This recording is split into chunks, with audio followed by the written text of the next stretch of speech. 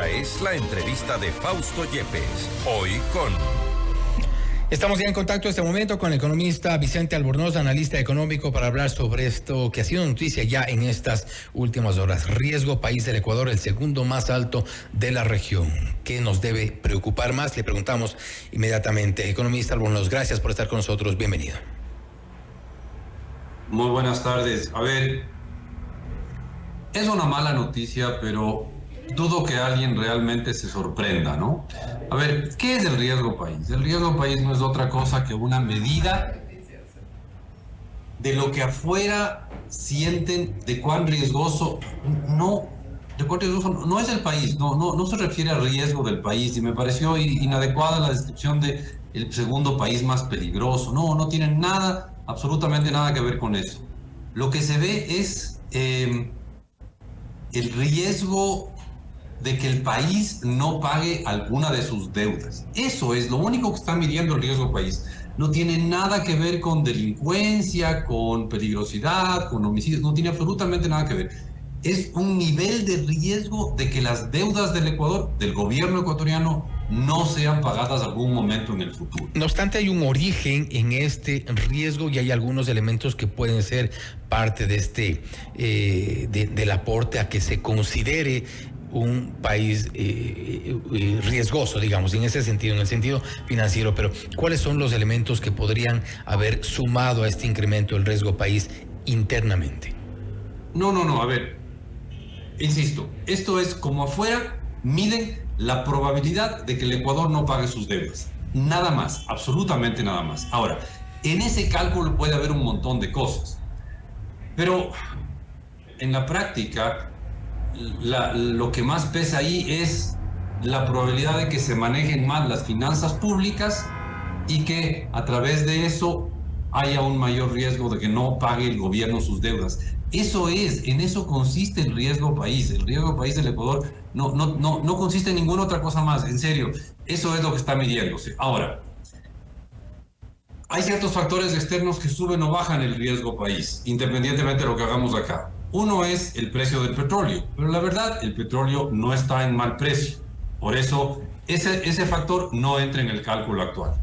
En lo que entra el cálculo actual es pensar, y creo que cualquier persona con un poquito de sentido común que conozca el Ecuador se va a dar cuenta que no están locos quienes están calificándonos como un país de alto riesgo crediticio. Muy importante, riesgo crediticio. Porque, a ver, el gobierno acaba de bajar impuestos. Por lo tanto, va a tener menos ingresos. Estamos al borde de una consulta popular por la cual podríamos reducir los ingresos del gobierno si es que le prohibimos extraer petróleo del Yasuní, y además le aumentamos los gastos al gobierno porque tiene un costo importante de tapar los pozos que ya están en el Yasuní. Adicionalmente, parece que se nos viene un fenómeno del Niño. Es poco lo que podemos decir con certeza del fenómeno del Niño, pero una de las pocas cosas evidentes es que va a haber más gastos para el gobierno. Entonces, nos vemos ante una perspectiva con menos ingresos, porque el gobierno bajó los impuestos y porque no va a haber los ingresos del Yasuní, y más gastos, sobre todo gastos por el tema del Niño. Además, se ve que hay una serie de candidatos que están haciendo propuestas, digamos que no muy ortodoxas de manejo político, y son candidatos que de manejo de política económica, y son candidatos que tienen algún chance de llegar a la presidencia. Sume todo eso y va a ver que cualquier persona con un poco de sentido común y con algo de conocimiento sobre el Ecuador va a pensar que el Ecuador está aumentando su riesgo de no pagar las deudas de su gobierno. Eso es todo, no hay mucho más en esto. No obstante, esta alerta, este riesgo que se siente hacia afuera, va necesariamente a influir en la parte interna. Me refiero a las intenciones que puede haber de inversión, me refiero a todo lo que puede venir de afuera, todo lo que podría eventualmente aportarnos puede verse frenado. Sin duda. A ver, la pregunta es, una persona que tiene $1 millón parqueado en un banco en Estados Unidos, donde le pagan 5 o 6%, ¿va a traer su plata al Ecuador si es que hay un riesgo tan alto de que el gobierno ecuatoriano no pague sus deudas? Poco probable, a no ser que le paguen una tasa de interés altísima. Por lo tanto, la única manera de contrarrestar esto es que en el Ecuador haya tasas de interés altas. Si es que los bancos pagan tasas de interés altas, al final van a cobrar tasas de interés altas. Entonces, este riesgo país al final es un reflejo de cómo el mundo le ve al Ecuador en su buen manejo o mal manejo de su economía. Y nos están dando una mala nota. En vez de molestarnos con quienes nos califican con una mala nota, deberíamos tratar de mejorar nuestra nota, mejorar la confianza que generamos en el resto del mundo. Creo que por ahí debería ir más bien el debate, en el sentido de qué hacemos para bajar este riesgo país. ¿Qué hacemos para que el mundo nos vea como un país maduro, en el cual sí se puede confiar? Y creo que eso es lo más importante.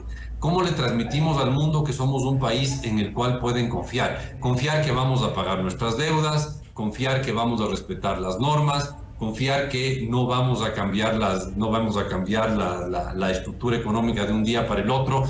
Y eso va a tener varios efectos en la economía, entre otros el reducir el riesgo país, pero reduciría tasas de interés, aumentaría niveles de inversión local, niveles de inversión extranjera, pero no deberíamos molestarnos con la gente que nos califica mal, porque al final ni nos quieren ni nos odian, simplemente somos una opción de inversión y para invertir con nosotros exigen un rendimiento alto, punto, sino que deberíamos entender qué hay que hacer para mejorar en esa área. Y ahí hay un espacio inmenso de mejora para hablar de cómo convertir al Ecuador en un país que en lugar de asustar a los inversionistas, atraiga a los inversionistas, que en lugar de alejar a los prestamistas, atraiga prestamistas. Ahora nadie nos quiere prestar dinero, a pesar de que lo necesitamos, mientras que un montón de gente está dispuesta a prestarle dinero a Colombia o Perú.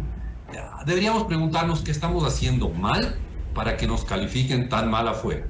Ahora, también depende de la calificación, y esto un poco refiriéndome también a algunos puntos que han sido señalados por otros analistas que se refieren, por ejemplo, al tema político, que tiene una conexión. Por ejemplo, lo ocurrido recientemente con los dos decretos ley que fueron rechazados por parte de la Corte Constitucional, esta falta de gobernabilidad que puede estar sintiendo el gobierno desde en su momento con la Asamblea Nacional, después de la muerte cruzada, tampoco le han salido tan bien las cosas.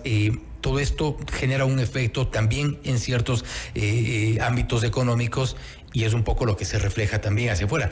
¿Cómo lograr este equilibrio, además en tan poco tiempo con el gobierno saliente? A ver, es muy importante que tengamos claro que lo que mide es el riesgo de que no paguemos nuestras deudas. El próximo pago de deudas es en enero y no es especialmente alto. El siguiente pago de deuda es en julio, de aquí a un año casi, y tampoco es especialmente alto. Entonces, lo que pase en el próximo año, incluso lo que pase en el próximo gobierno interino, no es lo que está pesando en la medida del riesgo país. Lo que le asusta a la gente es lo que viene del 2025 en adelante, cuando los pagos de deuda empiezan a ser altos, y sobre todo desde el 2026 en adelante. No es el manejo de corto plazo lo que marca el riesgo país. El riesgo de que no se haga el próximo pago, que es en enero, es mínimo porque no es grande.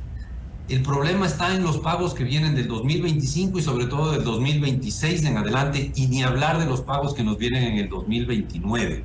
Entonces, ahí es donde está el problema. No es porque no le aprobaron al gobierno actual un tema, es porque sienten que el Ecuador podría elegir un presidente que maneje mal la próxima economía, y que somos un país que probablemente en el 2025 tendríamos un nuevo presidente que maneje mal la economía. No es un tema de corto plazo, no porque al gobierno le niegan un proyecto de ley se dispara el riesgo país. Es un tema de mediano y largo plazo, no es desconfianza ni siquiera en el gobierno actual. El gobierno actual no va a pagar nada de deuda, es el próximo gobierno el que empieza a pagar la deuda. Es la situación fiscal del próximo gobierno la que le preocupa a la gente, a los inversionistas. Me parece que se está generalizando se está dándole al riesgo país la capacidad de calificarnos en cosas que no nos califica. Pero ¿por qué entonces? No es un tema de la medición de riesgo país. ¿Por qué? Me voy a referir un poco a los titulares en algunos casos y también a quienes han alertado. Una vez que se conoció, Ecuador amanece con un riesgo país más alto. Esto de alguna forma genera alarma. Esto ha sido motivo de noticias, de titulares, como digo. Uno de ellos incluso, Ecuador ya supera en riesgo país a Argentina. ¿Cuál es el concepto, cuál es la interpretación que tenemos que darle a esto? Significa que la Argentina acaba de firmar un acuerdo con el Fondo Monetario Internacional, lo cual hace que afuera se le vea un poco más confiable a la Argentina desde la semana pasada. Por eso es que la Argentina bajó su riesgo país, porque firmó un acuerdo con el Fondo Monetario Internacional y porque las perspectivas de la Argentina es que el próximo presidente maneje la economía mejor que el actual. Eso es todo. El problema es que ahorita el Ecuador no tiene un acuerdo con el Fondo Monetario, no está garantizando un buen manejo de la economía. El gobierno actual tuvo muy irónicamente, entre comillas, la brillante idea de cuando no tenía plata, bajar los impuestos. Y además los ecuatorianos estamos dispuestos a dispararnos en el pie prohibiendo que se explote petróleo en la Amazonía, por lo cual el gobierno tendría menos ingresos. Y además nos viene un fenómeno del Niño. Eso es lo que está viendo la gente. Y está viendo los inversionistas que tenemos una serie de candidatos a la presidencia que están proponiendo políticas como gastarse las reservas internacionales. Eso es lo que están viendo los inversionistas. O sea, el hecho de que tengamos más riesgo país de la Argentina es porque el riesgo país de la Argentina cayó violentamente a raíz del acuerdo con el Fondo Monetario. Pero los inversionistas también analizan la situación política de los países, la seguridad jurídica, que eso es precisamente parte de los... El que el gobierno actual no tenga credibilidad y que no logre pasar proyectos de ley por la Corte Constitucional no es un tema relevante para los inversionistas. Los inversionistas lo que están viendo es los próximos 2-3 años y ahí es donde ven peligros. El hecho de que tengamos un gobierno extremadamente débil con una política económica que cada vez es menos entendible, no importa porque se va en diciembre. Lo que hace que el riesgo del país esté alto es que el Ecuador como tal no presenta unas perspectivas de buen manejo a futuro. Nadie espera que... A ver, el año 2025 tenemos cerca de $1.000 millones de vencimientos de deuda. Lo normal es que no se pague eso, sino que se emita nuevos bonos para pagar los bonos que se vencen en el 2025. Uh-huh. Pero el problema es que como al Ecuador no le creen, si emitiéramos nuevos bonos habría que pagar una tasa de interés de más de 23-24%, porque es la suma de lo que pagan los Estados Unidos más estos 2.000 puntos básicos, que es 20 puntos porcentuales. Entonces, eso es inviable. Entonces, dado que es inviable que el Ecuador renueve su deuda, es muy probable que el Ecuador entre en moratoria de su deuda, y eso es lo que está midiendo el riesgo país. En serio, el riesgo país no tiene, son inversionistas que no van a dedicarse a ver la pelea entre la Corte Constitucional y el ministro X, Y o Z. No es lo que se ve ahí. Lo que se ve ahí es que hay una probabilidad alta de que el Ecuador entre en moratoria en algún punto entre hoy y el 2025. Eso es el problema. Y que la Argentina, con un acuerdo con el Fondo Monetario, se aleja de esos peligros. Será determinante entonces las decisiones que se tomen tanto las autoridades actuales como seguramente las autoridades entrantes. Economista, nuevamente gracias por haber estado con nosotros. Un gusto, Félix, hasta luego. Gracias. Ha sido el economista Vicente Albornoz, analista económico, hablando sobre el riesgo país de Ecuador, el segundo más alto de la región, algunas de las interpretaciones que deberían hacerse respecto al riesgo país, principalmente con respecto a los inversionistas que podrían apostarle o no a nuestro país. Esto es Notimundo Estelar, siempre bien informados.